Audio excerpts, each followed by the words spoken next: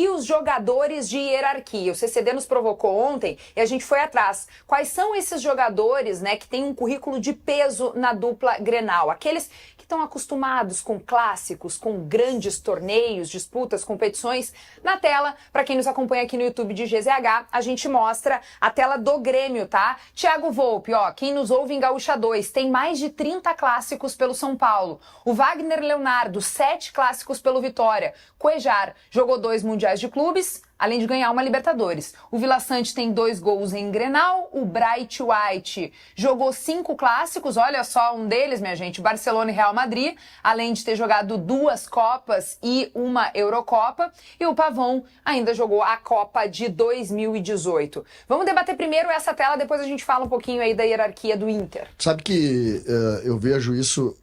Tu vê que curioso, né? Como é importante a gente saber, a gente se informar, né? Trabalhar em cima de informação e não apenas na linha de opinião. Uma das frases que eu fiz ontem foi que o Grêmio teria que criar o seu ídolo, né? Criar o seu protagonista, que para mim essa era uma diferença importante entre Grêmio e Inter. A gente conhece um pouco mais os protagonistas do Inter em relação aos do Grêmio. E aí nós temos um jogador que atuou 5 vezes em Barcelona e Real Madrid.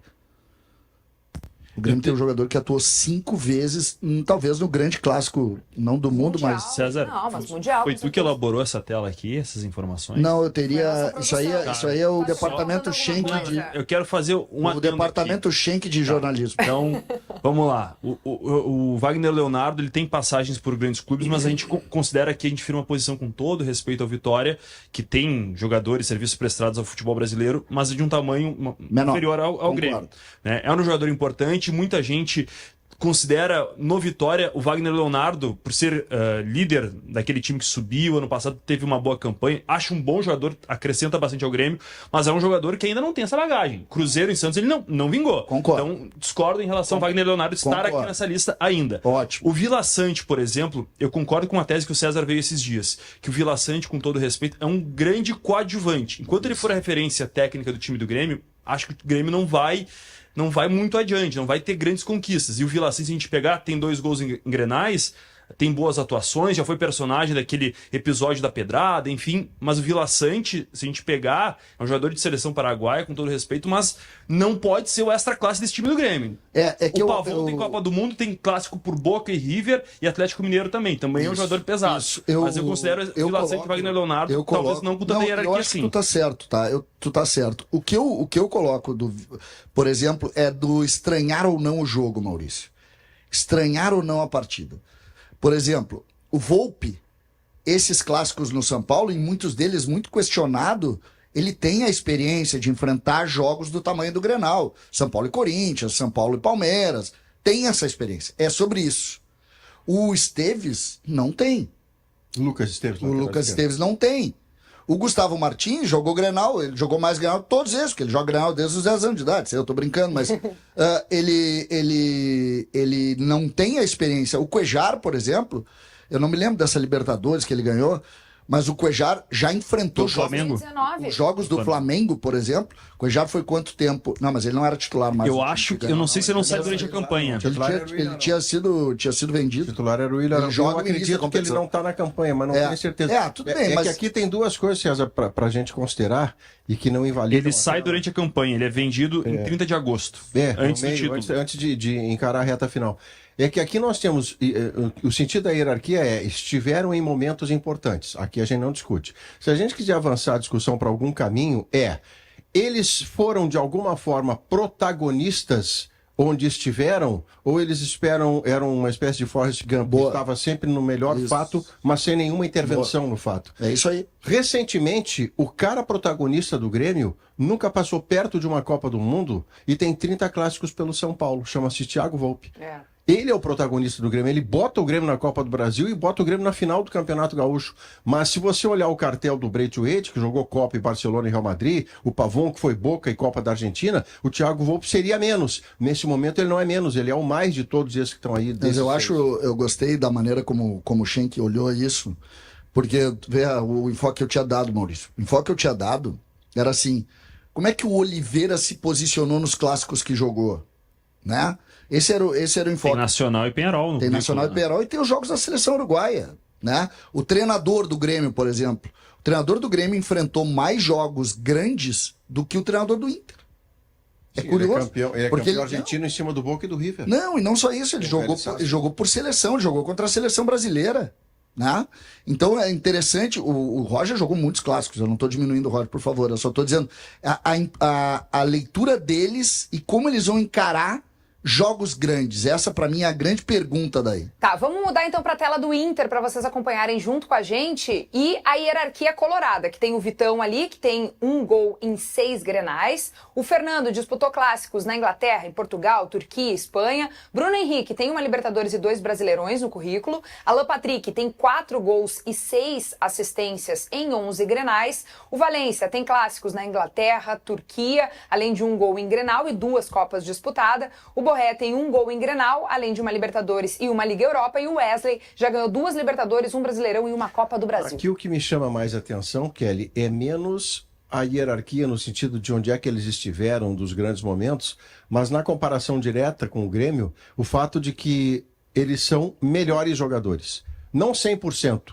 mas vamos pegar Vitão, Fernando, Valência, Alan Patrick, Wesley, Borré, vamos discutir Bruno Henrique. Mas esses jogadores, eles tecnicamente, eles têm um refinamento, uma capacidade de jogar futebol que é melhor do que os do Grêmio hoje. E os que, se você olhar assim, só por hierarquia, onde é que esse cara esteve? Esse cara na Turquia jogou barbaridade, foi campeão, foi o goleador. Na Copa de Doha, ele tem um caminhão de gols para o tamanho carregando do o time nas costas. Que é o Valência. No Internacional, Kelly, ele é desses caras aí o que mais deve. Ele deve mais que o Vitão, mais que o Fernando, mais que o Bruno Henrique, mais que o Alan Patrick, mais que o Ellen, mais que o Borré. Tá jogando pouco no Inter Valência. Mas do ponto de vista do currículo... E pode começar a jogar sempre. Do ponto de vista do currículo, pegando a ideia da pauta, o Valência é o maior jogador do Clássico. Então. É o maior, eu acho, né? Porque ele jogou Copa do Mundo. Às vezes, o Fernando também. Como protagonista. Não, o Fernando é... No padrão Copa, o Valência... O Fernando nunca foi convocado. Mas aqui, eu discordo em relação ao seu Maurício, com todo respeito, mas assim, vamos lá. O Simon tá com muito respeito. Vamos desrespeitar, Simon. O desafio é que você segue Tá muito frio, tá muito Nutella. O melhor Valência ou o melhor Borré? O melhor Valência ou o melhor Borré? O melhor Valência. Pra mim, o que pesa no Borré é um fator mental. Ele chega jogador decisivo, jogador exatamente como pede o tópico, de hierarquia. Não se assusta com um jogo grande e cresce nesses momentos. Você concorda contrário de Valência. Entre o melhor Valência e o melhor Borré, você fica com o Valência também? Eu fico no melhor Valência. Também, só que ele não apareceu ainda. Ah, em 2023 ele foi bem. Não, mas ele foi bem. Mas em 2023 ele foi bem. Mas em cima da pauta, por exemplo... Pode perder os gols do Fluminense, sem que isso pesa. O Inter na Libertadores. No Campeonato Gaúcho do ano passado, que o Inter tinha um favoritismo e algo... 3 anos que tem, né? O Grêmio bota a faixa. Isso. Pra mim o pior ano é 22, o Grêmio perde pro Grêmio do Roger. Isso. Não, mas eu tô falando do jogador. Por exemplo, desculpa, do ano do... Não é o do ano do Soares, né? Tem 23 no Soares e 22 de Série B. Isso. Então eu tô falando aquele do campeonato do Gustavinho. É o ano passado? 24, é. Tá.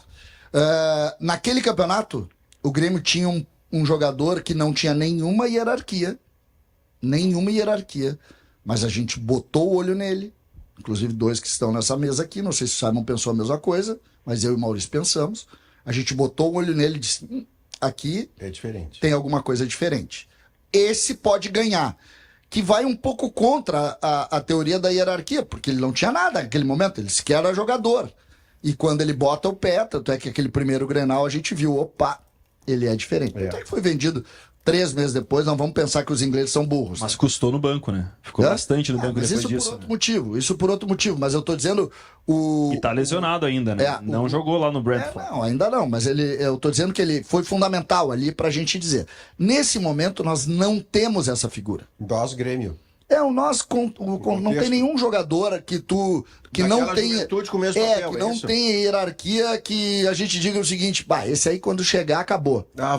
Vai entendeu? Fila. Vai passar por cima do Valência e do Borré. Não tem. Então não tem. De lado nenhum. O único jogador, Maurício, que eu não sei qual é o currículo, que tá no Grêmio, que é o único jogador que a gente pode visualizar alguma novidade e que pode ser o ídolo do Grêmio, que é o que eu tô defendendo. O Grêmio precisa criar o seu ídolo nesse jogo.